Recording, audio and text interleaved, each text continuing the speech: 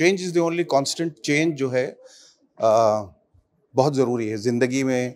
ये प्रयास बहुत ज़रूरी है। किसी भी व्यवसाय में, ज़िंदगी के किसी भी क्षेत्र में बदलते रहना, लगातार इवॉल्व करते रहना बहुत ज़रूरी है। और अगर आप किसी चीज़ का प्रतीक बनते हैं, चिन्ह बनते हैं या एम्बेसडर बनते हैं, तो ये बड़े गर्व की बात है। और पता नहीं कि मैं इसका मुस्तहिक हूँ या नहीं, लेकिन जिन लोगों ने भी ये अवार्ड मेरे लिए तजवीज़ की है या सोचा है कि मैं इसके लायक हूँ, और बड़े-बड़े अवॉर्डीज़ के नामों के बीच में मेरा नाम शुमार किया, उसका मैं शुक्रगुज़ार हूँ।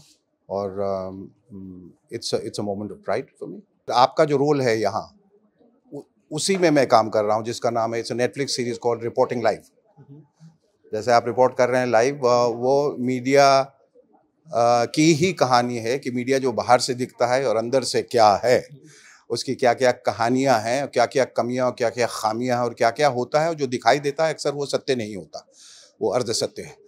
तो उसको ही लेके जो एक ताना-बाना बुना गया है, वही कहानी है रिपोर्टिंग लाइव की।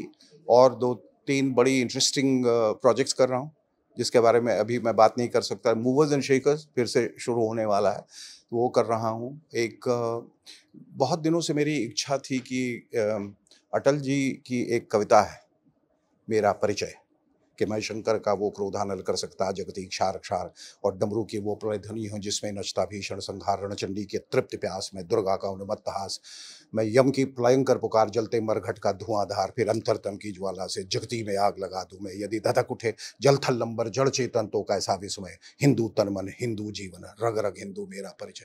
तो ये एक लंबी कविता है, और मैंने अपने आप को बहुत आइडेंटिफाई किया इस इमोशन से, और बहुत दिनों से मेरी इच्छा थी। और अटल जी का बड़ा स्नेह और प्यार रहा है मुझ पे। जब भी मुझसे मिले, हमेशा गाल और पीठ दोनों उन्होंने थपथपाया और कहा कि आप बहुत अच्छा काम करते हो और करते रहें। और उनके लिए, उनके प्रति मेरे हृदय में अपार श्रद्धा है।